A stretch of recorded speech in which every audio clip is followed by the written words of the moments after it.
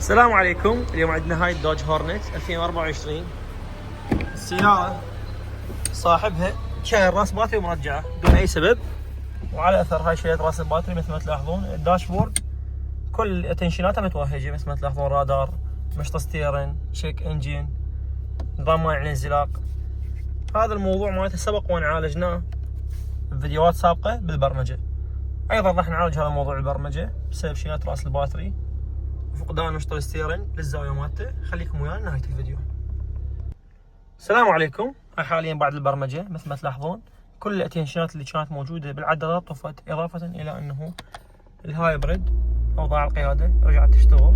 هاي هايبريد، هاي الكتريك كهرباء اشتغلت، وأيضا دقمة السبورت اللي في حال صاحب السيارة يشيل راس الباتري ويرجعه حتى دقمة السبورت توقف، هاي اشتغلت.